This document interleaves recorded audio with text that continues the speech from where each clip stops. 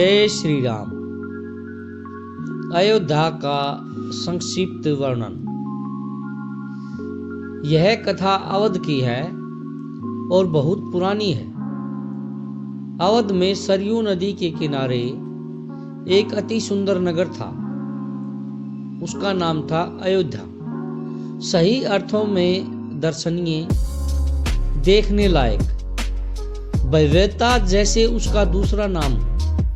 अयोध्या में केवल राजमहल भव्य नहीं था, उसकी एक एक इमारत आलीशान थी। आम लोगों के घर भव्य थे, सड़कें चौड़ी थी, सुंदर बाग बगीचे, पानी से लबालब भरे सरोवर, खेतों में लहलहाती हरियाली, हवा में हिलती फसलें सरयू की लहरों के साथ खेलती थी।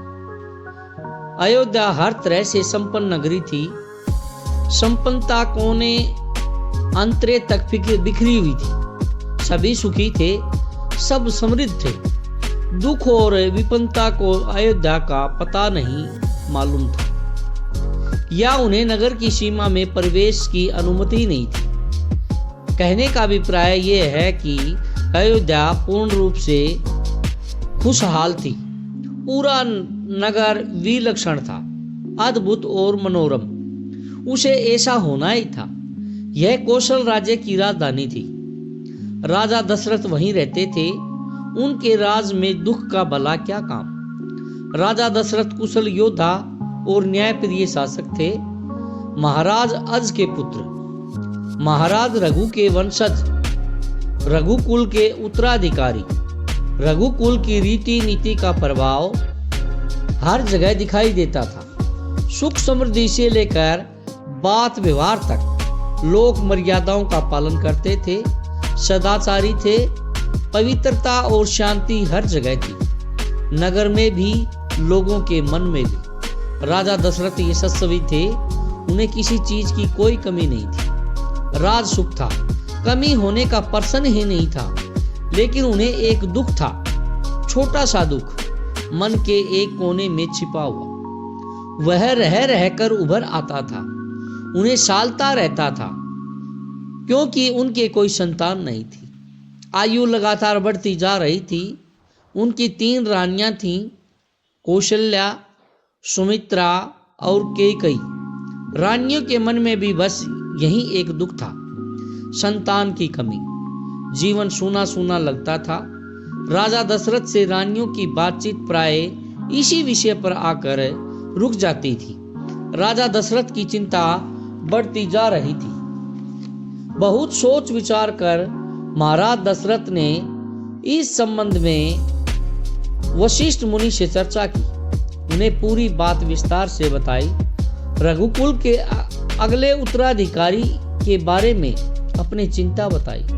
मुनि वशिष्ठ राजा दशरथ की चिंता समझते थे। उन्होंने दशरथ को यज्ञ करने की सलाह दी, पुत्रेष्टि यज्ञ। महर्षि ने कहा, आप पुत्रेष्टि यज्ञ करें। महाराज, आपकी इच्छा अवश्य पूरी होगी। यज्ञ महान तपस्वी ऋष्यशृंग की देखरेख में हुआ। पूरा नगर उसकी तैयारी में लगा हुआ था। यज्ञशाला सरयू नदी के किनारे बनाई गई। यज्ञ में अनेक राजाओं को निमंत्रित किया गया। तमाम ऋषि मुनि पधारे। शंख ध्वनि और मंत्रोच्चार के बीच एक एक करके सबने आहुति डाली। अंतिम आहुति राजा दशरथ की थी। यज्ञ पूरा हुआ। अग्नि के देवता ने महाराज दशरथ को आशीर्वाद दिया। कुछ समय बाद दशरथ की इच्छा पूरी हुई। तीनों रानियां पुत्रवती हुईं। महारानी कौशल्या ने राम को जन्म दिया। चैत्र माह की नवमी के दिन रानी सुमित्रा के 2 पुत्र हुए, लक्ष्मण और शत्रुघ्न। रानी कैकेयी के पुत्र का नाम भरत रखा गया। राजमहल में खुशी छा गई। नगर बधाइयां बजने लगी, मंगल गीत गाए गए। हर ओर खुशी, उत्सव जैसा दृश्य। राजा दशरथ प्रसन्न थे। उनकी मनोकामना पूरी हुई। प्रजा प्रसन्न थी कि दशरथ की चिंता दूर हो गई है। नगर में बड़ा समारोह आयोजित किया गया, वह भी धूमधाम से। आयोजन में दूर दूर से लोग आए। राजा दशरथ ने सबको पूरा मान सम्मान दिया, उन्हें कपड़े, अनाज और धन देकर विदा किया। चारों राजकुमार धीरे धीरे बड़े हुए। वे बहुत सुंदर थे, सुदर्शन। साथ खेलने निकलते तो लोग उन्हें देखते रह जाते। आंखें उनसे हटती ही नहीं थी। चारों भाइयों में आपस में बहुत प्रेम था। वे अपने बड़े भाई राम की आज्ञा मानते थे। खेल कूद में लक्ष्मण प्राय राम के साथ रहते। भरत और शत्रुघ्न की एक अलग जोड़ी थी और बड़े होने पर राजकुमारों को शिक्षा दीक्षा के लिए भेजा गया। उन्होंने कुशल और अपनी विद्या में दक्ष गुरुजनों से ज्ञान अर्जित किया, शास्त्रों का अध्ययन किया, शस्त्र विद्या सीखी। चारों राजकुमार कुशाग्र बुद्धि के थे। जल्द ही सब विद्याओं में पारंगत हो गए। राम इसमें सर्वोपरि थे। उनमें कई अन्य गुण भी थे, विवेक, शालीनता और न्यायप्रियता। राजा दशरथ को राम सबसे अधिक प्रिय थे, ज्येष्ठ पुत्र होने के कारण और इन मानवीय गुणों के कारण भी। राजकुमार कुछ और बड़े हुए, विवाह योग्य। नगर में इसकी चर्चा होने लगी। महाराज दशरथ भी ऐसा ही चाहते थे, अपनी संतानों के लिए सुयोग्य वधुएं। परिजनों में चर्चा पहले से ही हो रही थी। बाद में पुरोहितों को भी इसमें शामिल कर लिया गया। अयोध्या का राजमहल एक दिन ऐसी ही चर्चा चल रही थी, गहन मंत्रणा। तभी एक द्वारपाल घबराया हुआ अंदर आया। उसने सूचना दी कि महर्षि विश्वामित्र पधारे हैं। महाराज दशरथ तत्काल अपना आसन छोड़कर खड़े हो गए, द्वार की ओर बढ़े महर्षि की आगवानी करने। उन्हें लेकर दरबार में आए। विश्वामित्र को ऊंचा आसन दिया गया। विश्वामित्र कभी सोम राजा थे, बहुत बड़े बलशाली। बाद में अपना राजपाट छोड़ दिया, संन्यास ग्रहण कर लिया, जंगल चले गए। वहीं उन्होंने अपना आश्रम बनाया। उसे उन्होंने सिद्ध आश्रम नाम दिया गया। महर्षि के स्वागत सत्कार के बाद दशरथ ने कहा, महर्षि आज्ञा दे, मैं आपकी क्या सेवा कर सकता हूँ? आप अपने मन की बात कहिए, आपकी आज्ञा का पूरी तरह से पालन होगा। राजन, मैं जो मांगने जा रहा हूँ उसे देना आपके लिए कठिन होगा।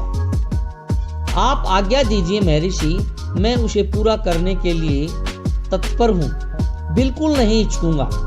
मैं सिद्धि के लिए एक यज्ञ कर रहा हूँ। अनुष्ठान लगभग पूरा हो गया है, लेकिन 2 राक्षस उसमें बाधा डाल रहे हैं। मैं जानता हूँ उन राक्षसों को केवल एक ही व्यक्ति मार सकता है, वह राम है। आप अपने ज्येष्ठ पुत्र को मुझे दे दे ताकि यज्ञ पूरा हो। विश्वामित्र ने कहा। दशरथ पर जैसे बिजली गिर पड़ी। वह अचकचा गए। उन्हें उम्मीद ही नहीं थी कि मुनिवर उनसे राम को मांग लेंगे, उनके ज्येष्ठ पुत्र श्री राम को, उनके सबसे प्रिय राम को। दशरथ चिंता में पड़ गए। विश्वामित्र दशरथ की दुविधा समझ रहे थे। उन्होंने कहा, मैं राम को केवल कुछ दिनों के लिए मांग रहा हूँ। यज्ञ 10 दिन में संपन्न हो जाएगा। महाराज दशरथ दुखी हो गए, पुत्र वियोग की आशंका से कांप उठे। दरबार में सन्नाटा छा गया। दशरथ की दशा देखकर मंत्री चिंतित थे, पर वे चुप थे। महर्षि वशिष्ठ शांत थे। इतने में दशरथ कांप कर बेहोश हो गए। होश आया तो डर ने उन्हें फिर जकड़ लिया। मूर्छित होकर दोबारा गिर पड़े, संज्ञा शून्य पर पड़े रहे। महर्षि विश्वामित्र का क्रोध बढ़ता जा रहा था। दरबार सशंकित था, किसी अनिष्ट की आशंका से। वे कुछ समझ नहीं पा रहे थे। महर्षि और महाराज के बीच संवाद में कुछ बोलना भी उचित नहीं था। मुनि वशिष्ठ चुपचाप आकर महाराज दशरथ के पास खड़े हो गए। थोड़ी देर बाद दशरथ उठे। सोम को संभालते हुए उन्होंने महर्षि से विनती की हे महामुनि, मेरा राम तो अभी 16 वर्ष का भी नहीं हुआ। वह राक्षसों से कैसे लड़ेगा? राक्षस मायावी हैं। वह उनका छल कपट कैसे समझेगा? उन्हें कैसे मारेगा? इससे अच्छा तो यही होगा कि आप मेरी सेना ले जाएं, मैं स्वयं आपके साथ चलूं, राक्षसों से युद्ध करूं। महर्षि विश्वामित्र ने कोई प्रतिक्रिया व्यक्त नहीं की। क्रोधी थे, पर उसे व्यक्त नहीं कर रहे थे। उन्हें अपने यज्ञ के नियम याद थे। क्रोध करने से यज्ञ खंडित हो जाता, अनुष्ठान अधूरा रह जाता। मैं राम के बिना नहीं रह सकता। महामुनि, एक पल भी नहीं। आप राम को छोड़कर जो चाहे मांग ले, उसे मत ले जाइए। मैं राम को नहीं दूंगा, बिल्कुल नहीं। वह मेरे बुढ़ापे की संतान है, मैं उससे बहुत प्रेम करता हूँ। महर्षि का क्रोध भभक उठा। दरबार, मंत्रीगण और ऋषि मुनि सकते में आ गए। आप रघुकुल की रीति तोड़ रहे हैं, राजन, वचन देकर पीछे हट रहे हैं। यह बर्ताव कुल के विनाशक का सूचक है। आप जानते हैं कि मैं स्वयं दुष्ट राक्षसों का संहार कर सकता था, लेकिन मैंने संन्यास ले लिया है। अगर आप राम को नहीं दोगे तो मैं यहाँ से खाली हाथ लौट जाऊंगा। यह बात बिगड़ती देख मुनि वशिष्ठ आगे आए। महाराज दशरथ को समझाया राम की शक्ति के बारे में, प्रतिज्ञा तोड़ने के संबंध में, महर्षि विश्वामित्र के साथ रहने पर राजकुमार राम को होने वाले लाभ के बारे में। राजन, आपको अपना वचन पूरा करना चाहिए। रघुकुल की रीति यही है, प्राण देकर भी आपके पूर्वजों ने वचन निभाया है। आप राम की चिंता न करें, महर्षि के होते उनका कोई कुछ नहीं बिगाड़ सकता। महाराज दशरथ की चिंता कुछ कम हुई, पर मन अब भी उदास था, खिन्न था।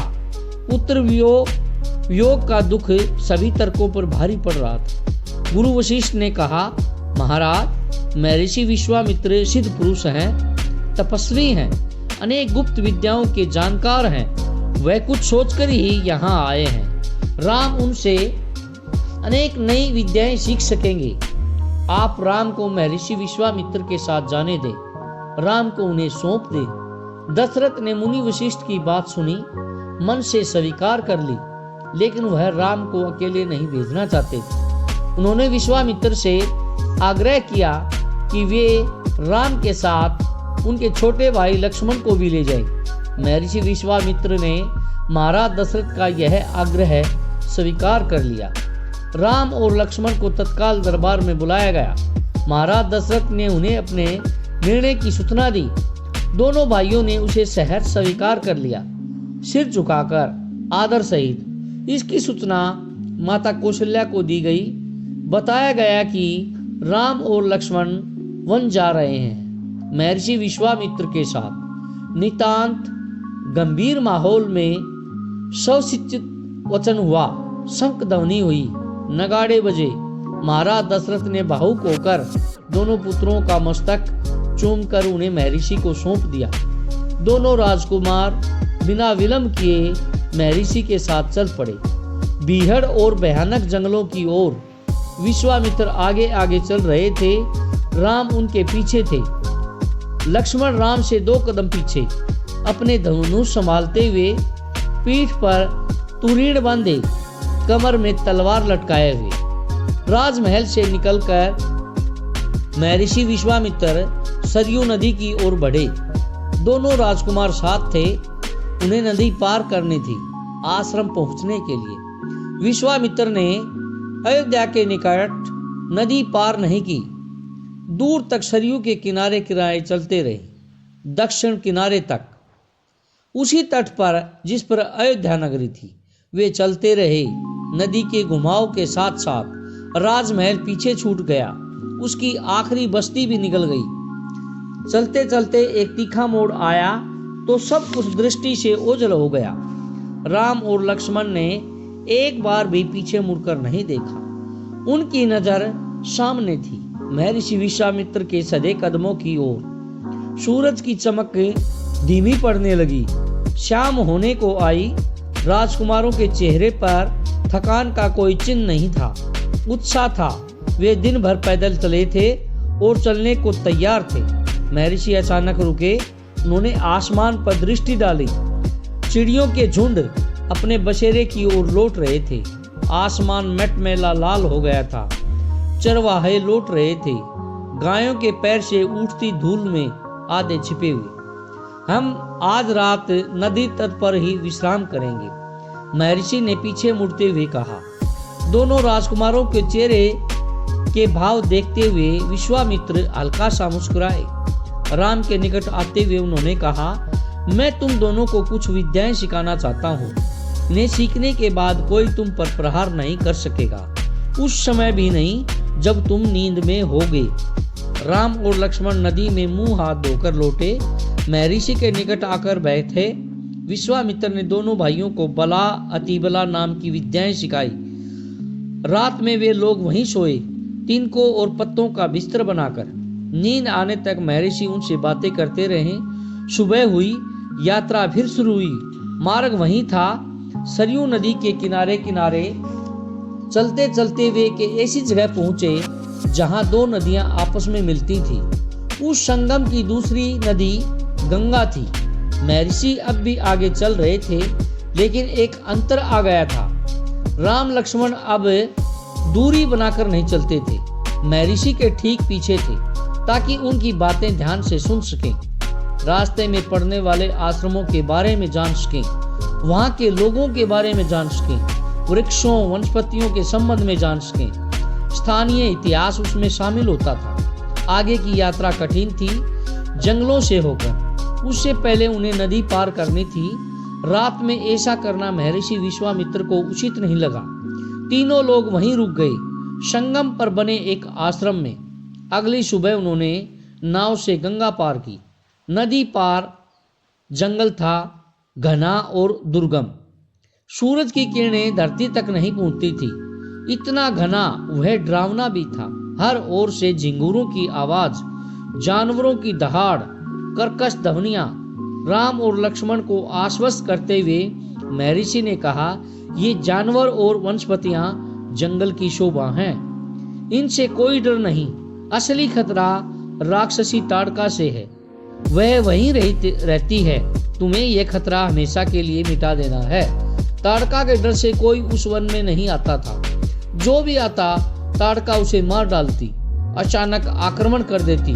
उसका डर इतना था कि उस सुंदर वन का नाम ताड़का वन पड़ गया था। राम ने महर्षि की आज्ञा मान ली, धनुष पर प्रत्यंचा चढ़ाई और उसे एक बार खींचकर छोड़ा। इतना ताड़का को क्रोधित करने के लिए काफी था। टंकार सुनते ही क्रोध से बिलबिलाई ताड़का गरजती हुई राम की ओर दौड़ी। दो बालकों को देखकर उसका क्रोध और भड़क उठा। जंगल में जैसे तूफान आ गया। विशालकाय पेड़ कांप उठे, पत्ते टूटकर इधर उधर उड़ने लगे। धूल का घना बादल छा गया, उसमें कुछ दिखाई नहीं पड़ता था। फिर ताड़का ने पत्थर बरसाने शुरू कर दिए। राम ने उस पर बाण चलाए, लक्ष्मण ने भी निशाना साधा। ताड़का बाणों से घिर गई।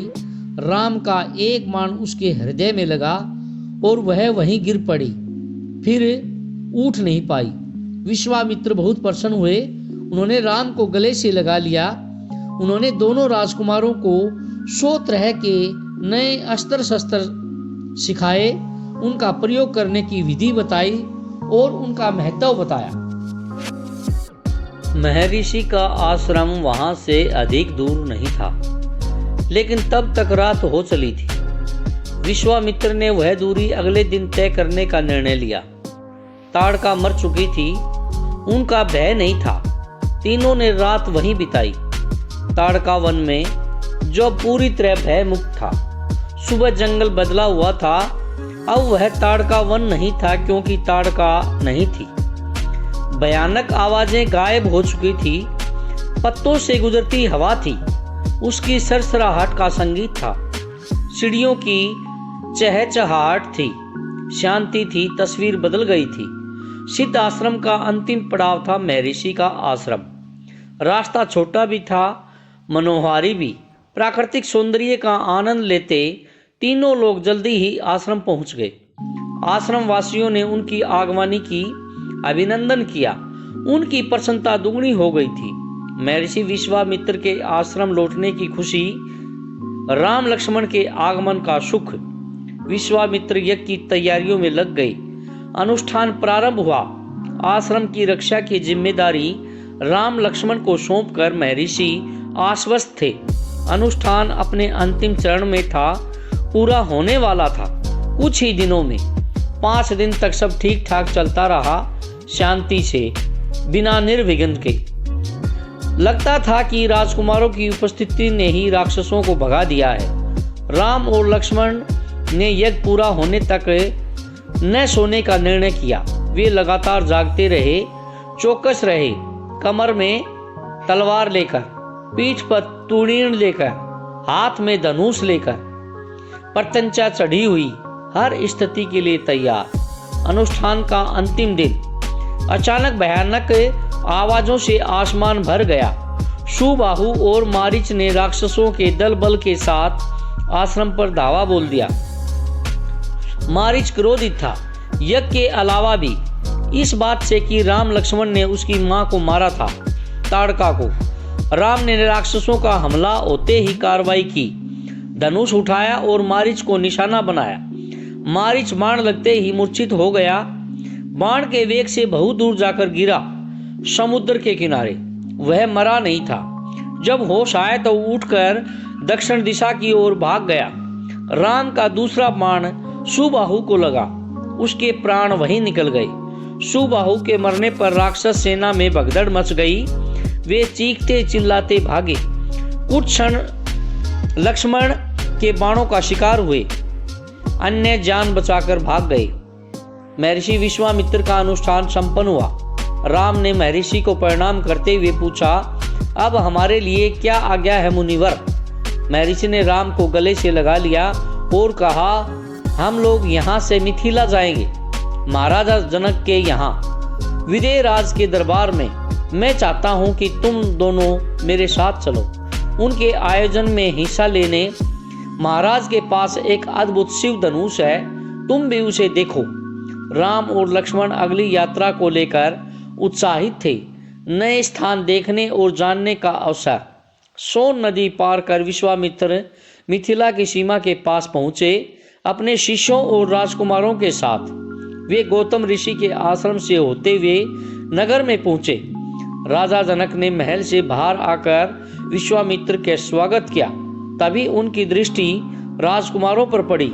विदेह राज चकित रह गए, वे स्वयं को रोक नहीं पाए। महर्षि से पूछा, ये सुंदर राजकुमार कौन है? मैं इनके आकर्षण से खिंचता जा रहा हूँ। ये राम और लक्ष्मण हैं, महाराज दशरथ के पुत्र। मैं इन्हें अपने साथ लाया हूँ आपका अद्भुत धनुष दिखाने।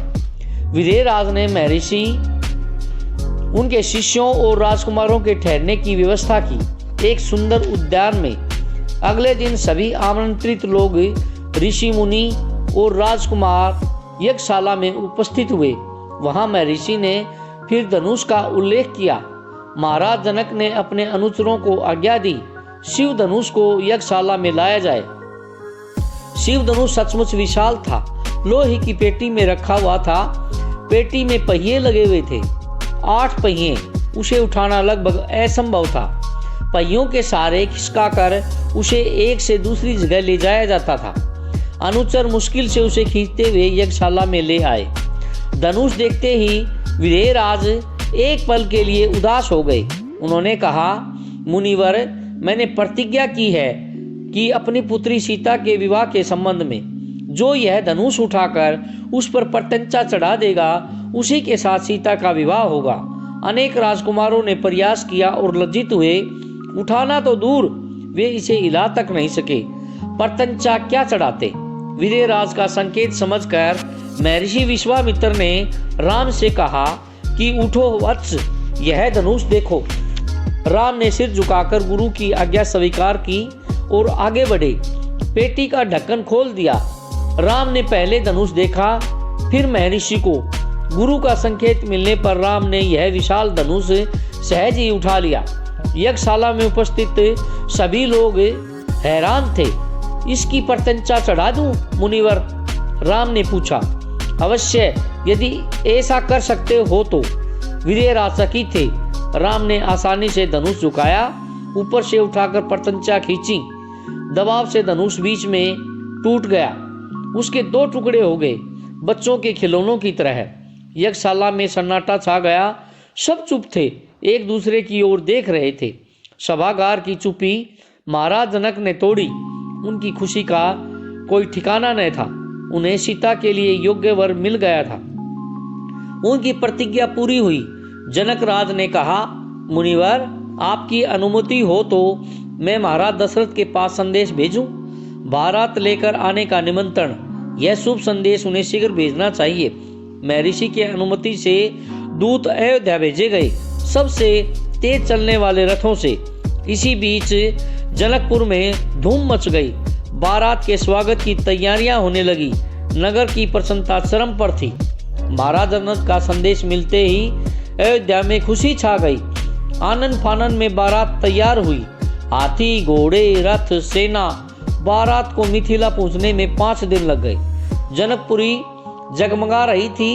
हर मार्ग पर तोरण द्वार, हर जगह फूलों की चादर, एक एक कोना सुवासित। हर घर के प्रवेश द्वार पर वंदनवार, एक एक घर से मंगल गीत। मुख्य मार्ग पर दर्शकों की अपार भीड़। खिड़कियों और छज्जों से झांकती महिलाएं। एक नजर राम को देख लें, राम सीता की जोड़ी दिख जाए। विवाह से ठीक पहले विदेह राज ने महाराज दशरथ से कहा, राजन, राम ने मेरी प्रतिज्ञा पूरी कर दी। बड़ी बेटी सीता को अपना लिया। मेरी इच्छा है कि छोटी पुत्री उर्मिला का विवाह लक्ष्मण से हो जाए। मेरे छोटे भाई कुशध्वज की भी 2 पुत्रियां हैं, मांडवी और श्रुतकीर्ति। कृपया उन्हें भरत और शत्रुघ्न के लिए स्वीकार करें। राजा दशरथ ने यह प्रस्ताव तत्काल मान लिया। विवाह के बाद बारात कुछ दिन जनकपुरी में रुकी। बाराती बहुओं को लेकर अयोध्या लौटे तो रानियों ने पुत्र वधुओं की आरती उतारी। स्त्रियों ने फूल बरसाए। शंख ध्वनि से गलियां गूंज उठी। यह आनंद उत्सव लगातार कई दिनों तक चलता रहा। जय श्री राम।